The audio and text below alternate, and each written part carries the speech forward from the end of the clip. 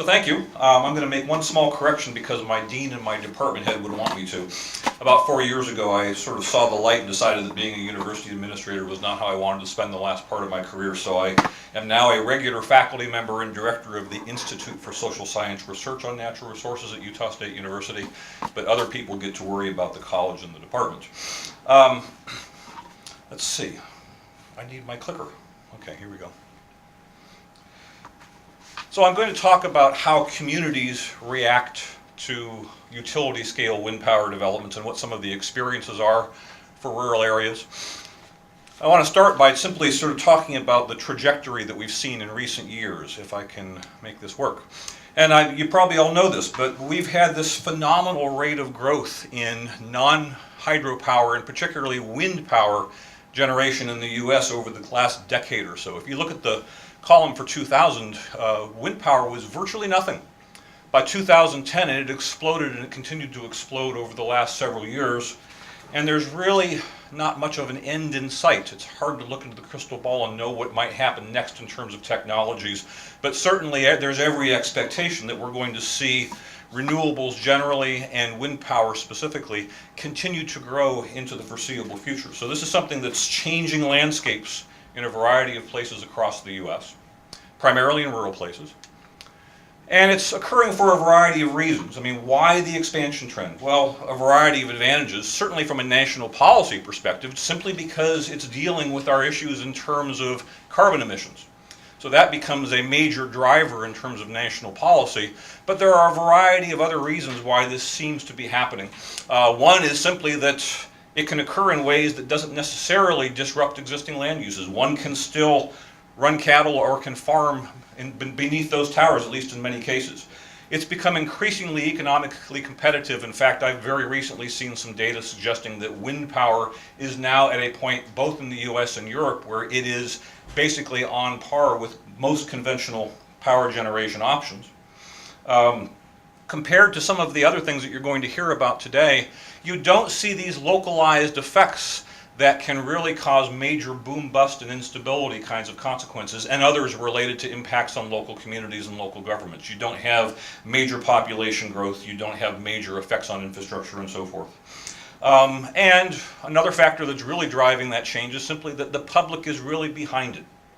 And poll after poll after poll is suggesting that 70% or more of Americans believe that there should be more emphasis placed on not just renewables, but specifically on wind power. At the same time, we have this conundrum. And the conundrum is that despite that broad-based support for renewable energy and for wind, locally, you quite often see something very different. Locally, quite often you see debate, opposition, conflict, and canceled projects. Referred to in the literature as a social gap, because we have these positive general attitudes and we have quite often a mixed and in many cases negative response to proposals for local developments of such things. Trying to understand why we see that social gap has to do with recognizing that residents differentially see positive effects, opportunities of a variety of types, maybe simply the clean energy opportunity or maybe specific local benefits that we'll talk about. But they also often see liabilities or potential for negative consequences and negative impacts, often dealing with visual impacts and aesthetics, but also a variety of other kinds of issues related to environmental effect and perhaps effect on things like their property values.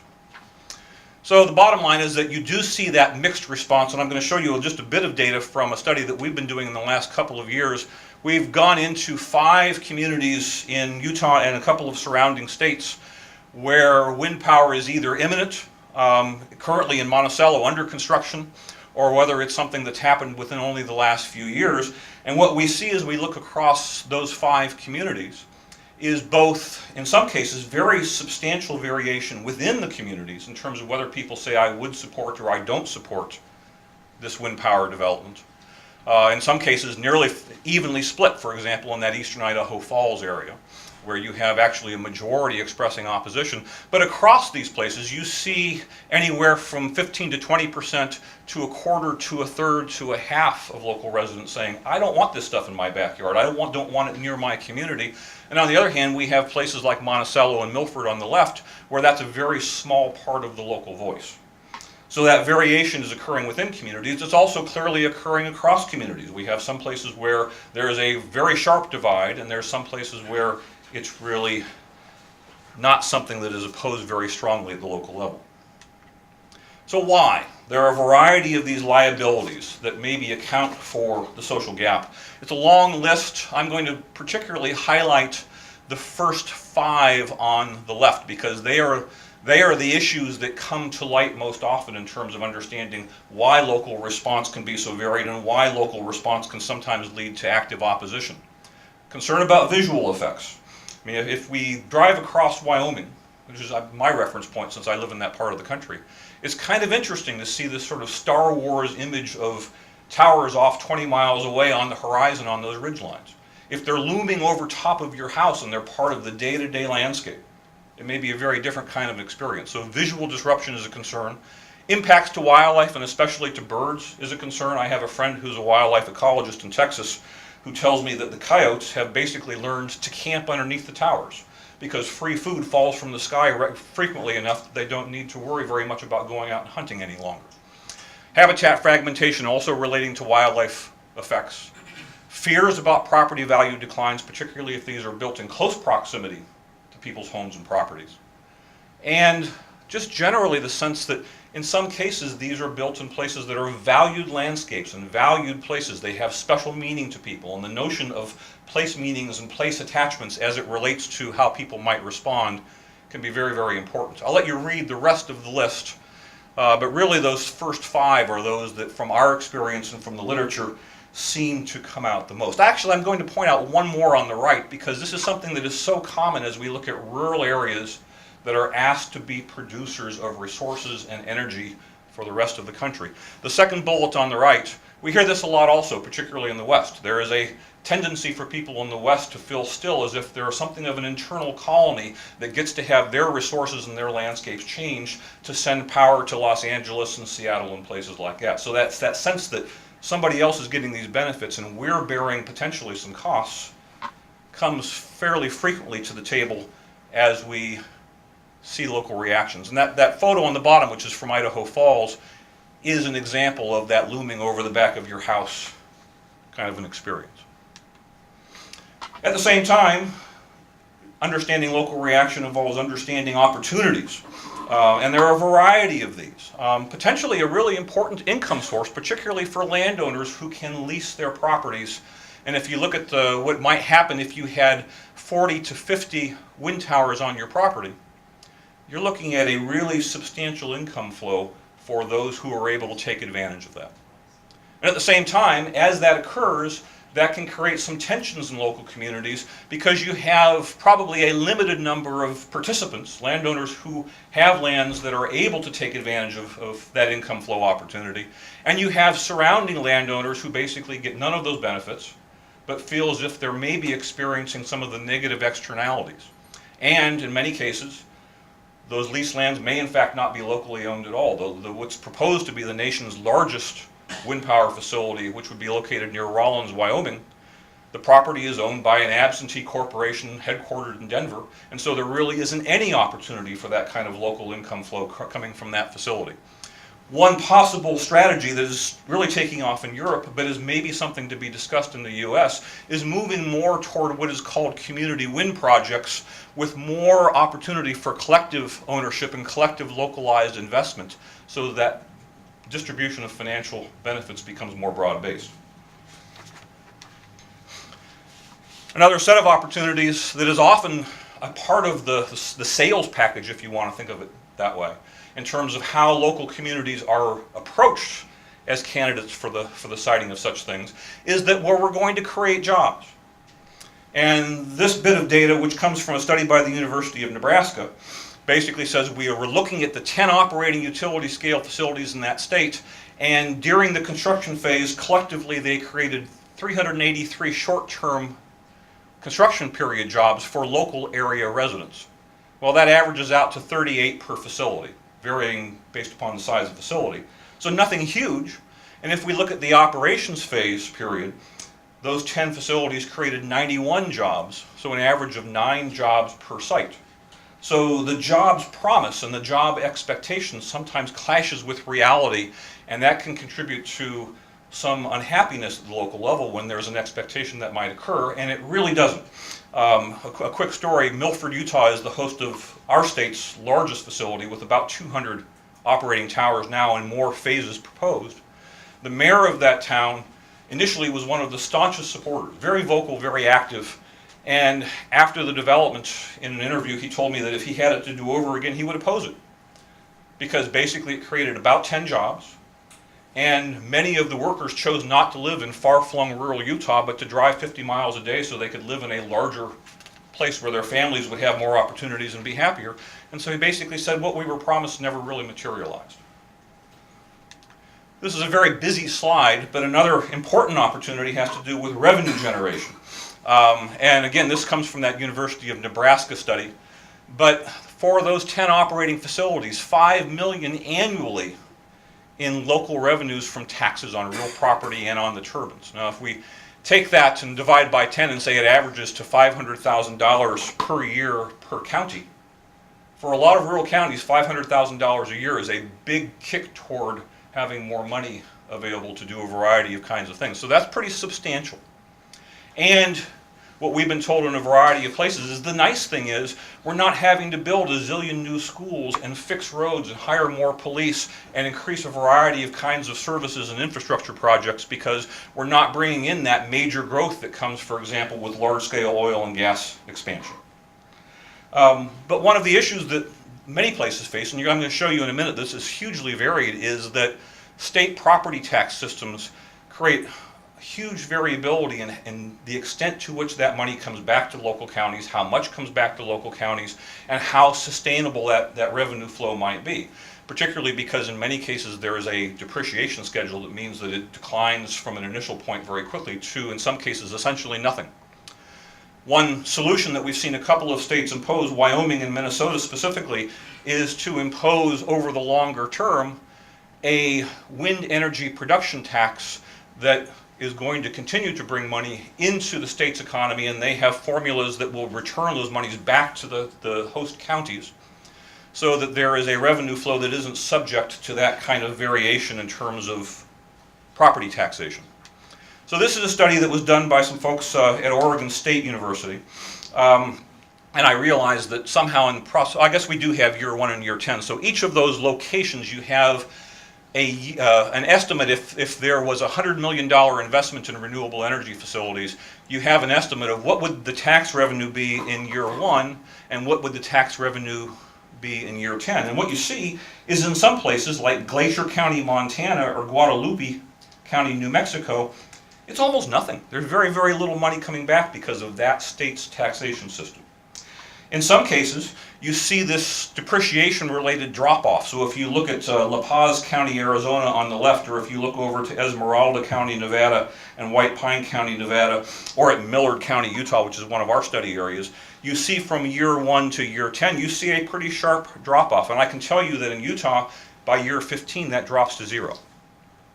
And so you end up with revenue flows that seem like a windfall at the very beginning, but turn to nearly nothing by the time you hit year 15 in many of these cases. And at the same time, you see these other places that are real anomalies. Look at the Oregon counties, where not only is the revenue generation dramatically higher, but it actually increases from year 1 to year 10.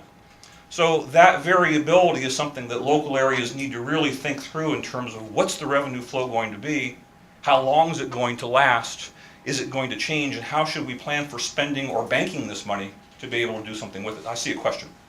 So what's in place in Oregon that's actually increasing the revenue stream to the county? You know, I don't know, because I'm not a tax specialist, I'm a sociologist, and I just actually came across this reference in the last 2 weeks, and I need to explore that myself. I don't know what the answer is, sorry. Can I ask a Sure. different question about this? How does this compare with more traditional extractive energy, so oil and gas or coal, you know, and how does the tax revenue flowing to local communities over time look compared to this chart? You know, being a Western States public lands person, maybe Roger can answer it because he's going to know better than I, because he also is an economist and I'm not. But my sense of it is that at least in some areas, the flow back from, for example, coal extraction to local counties can be fairly small because of the public land's involvement in some areas. But Roger, why don't you answer? In general, I've got a slide that's going to show some of that, at least conceptually.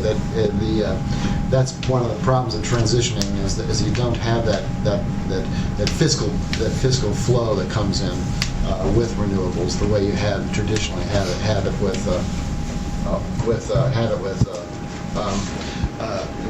renewables, and that's been a real problem. I think.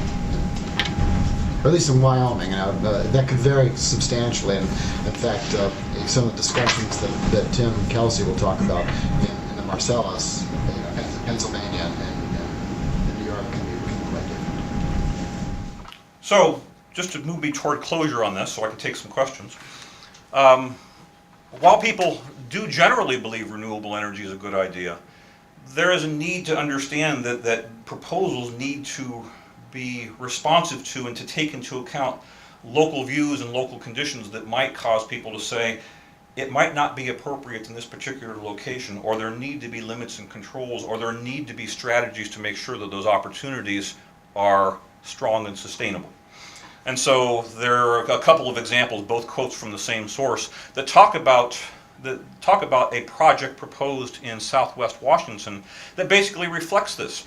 A statement basically saying wind power is a good idea, but not in this location. This is the wrong location. And it basically suggests it's more than just a not in my backyard response that we're seeing, that there's qualification to whether support or opposition is going to occur based upon local context and based upon the specifics of a proposed facility.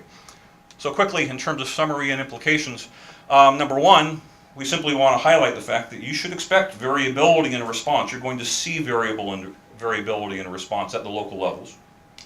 And that occurs for a variety of reasons. First, we need to understand those key liabilities, and I won't repeat them because we've talked about them. You also need to understand the potential for these opportunities, and those need to be taken into account pretty seriously. And understanding local response has a lot to do with how people perceive the occurrence of one or the other or both. As a sociologist, what I'll tell you is that perception and expectation are everything.